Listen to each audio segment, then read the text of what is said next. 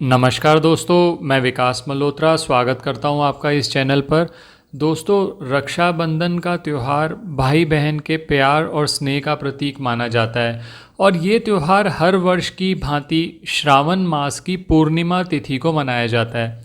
लेकिन इस बार श्रावण मास 2 महीने का है, जिसके बीच में भद्रा पड़ रही है, जिसके चलते रक्षाबंधन 30 और 31 अगस्त लोगों को ये कन्फ्यूजन है कि 30 को मनाना चाहिए या 31 को मनाना चाहिए। कब है रक्षाबंधन, सही समय क्या रहेगा, कौन सा पंचांग के हिसाब से सही समय रहेगा, कौन सा शुभ मुहूर्त रहेगा, वो सारी बातें मैं आपसे आज इस वीडियो में करने जा रहा हूँ। सबसे पहले पंचांग को समझ लीजिए।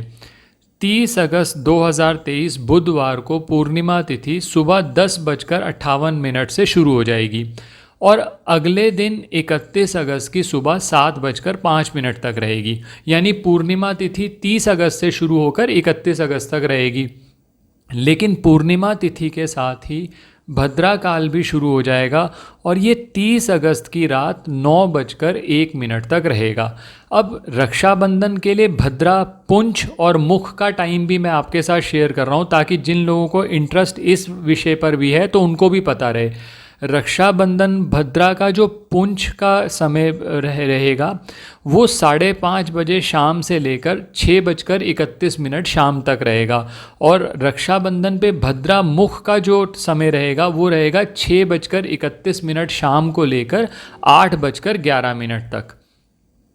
अब अपराह्न का समय रक्षाबंधन के लिए सबसे उपयुक्त माना जाता है, जो कि हिंदू समय गणना के अनुसार दोपहर के बाद का समय होता है।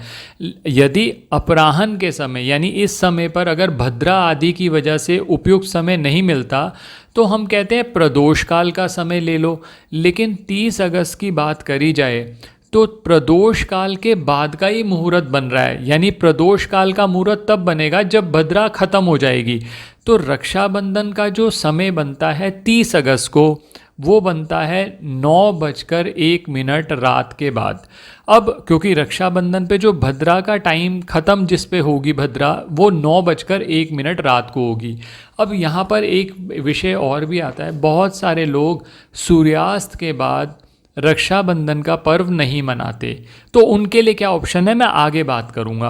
पहले ये समझ लिया जाए कि भद्रा का समय रक्षाबंधन के लिए निषिद्ध माना जाता है और हिंदू मान्यताओं के अनुसार सभी शुभ कार्यों के लिए भद्रा का त्याग किया जाता है। सभी हिंदू ग्रंथ देख लीजिए, पुराण देख लीजिए, विशेषतः व्रतराज भद्रा समाप्त होने के बाद ही रक्षाबंधन करने की सलाह देते हैं। अब ऐसा क्यों है, पहले इस पे थोड़ा सा बात कर लूँ, फिर आगे बात करते हैं। भद्रा का जन्म सूर्यदेव की पत्नी छाया से हुआ है, शनिदेव जी की बहन है और स्वभाव से क्रोधी मानी जाती हैं। कहते हैं जन्म लेते ही संसार को निगलना शुरू किया और इनका वर्ण काला माना जाता है और इनके इस आचरण को देखकर सूर्य परेशान होकर उनका विवाह करना चाहते हैं। लेकिन स्वयंवर के आयोजन के समय भद्रा ने ही मंडप और आसन आदि को उखाड़ कर फेंक दिया। तब ब्रह्मा जी को प्रार्थना की थी सूर्यदेव ने कि मेरी पुत्री को समझाओ। तो ब्रह्मा जी ने ये कहा था कि तुम बव, बालव आदि सभी करणों के अंत में 7वें करण के रूप में स्थित रहो, जो विष्टि के नाम से जाना जाएगा।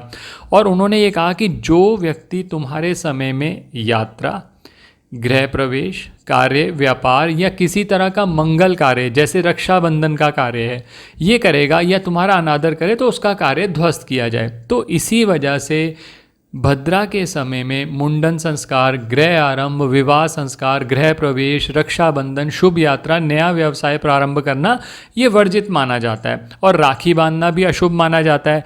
और ये भी मान्यता है कि लंकापति रावण की बहन ने उसे भद्रा काल में राखी बांधी थी और बाद में रावण का सर्वनाश हो गया था। तो इसी वजह से भद्रा काल में राखी बांधने से बचना चाहिए।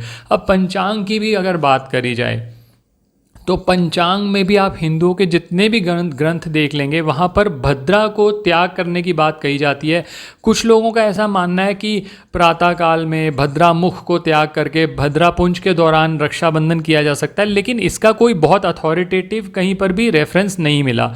तो बेस्ट रहता है कि ऐसे कार्य अवॉइड किए जाएं जिसके अंदर बाद में एक बार राखी का त्यौहार आपने मना लिया और फिर उस त्यौहार से कुछ नुकसान हो जाए किसी का, तो उसकी बजाय तो बेटर ये है ना, अगर हमारे पास ऑल्टरनेटिव है तो हम ऑल्टरनेटिव को सिलेक्ट कर लें। तो 30 अगस्त को अगर आप राखी मनाना चाहते हैं तो 9:01 रात के बाद आप मना लीजिए। एक तो ये हो गई बात। अब आते हैं 31 अगस्त को। 31 अगस्त को रक्षाबंधन मनाना ज़्यादा शुभ फलदायी है, कुछ योग भी बन रहे हैं, और सबसे बड़ी बात यह है उदया तिथि के हिसाब से देखा जाए, हिंदू धर्म में नियम है कि जिस तिथि में सूर्योदय होता है उस तिथि को पूरी तिथि का मान मिलता है, वही तिथि मानी जाती है। 31 अगस्त को सुबह 7:05 तक पूर्णिमा तिथि है, तो इस दिन पूर्णिमा तिथि का ही मान होगा, और उस समय भद्रा का साया भी नहीं है। तो इसलिए 31 अगस्त को रक्षाबंधन का त्यौहार मनाना हर दृष्टि से शुभ रहेगा। अब समय क्या रहना चाहिए 31 अगस्त को? सूर्योदय के बाद। अब सूर्योदय कब हो रहा है 31 अगस्त को? सूर्योदय होगा 5:58 पर। तो आप क्या कर सकते हैं, 31 अगस्त को रक्षाबंधन मना लीजिए 5:59 सुबह से लेकर 7:05 तक। ये समय सबसे ज़्यादा सेफ रहेगा जिसमें आप रक्षाबंधन का त्यौहार मना सकते हैं। अब आखिरी बात करी जाए कि रक्षाबंधन के दौरान किस धागे की राखी बांधना शुभ रहता है। राखी बांधने के लिए सूती या रेशम के धागे की राखी का इस्तेमाल करें।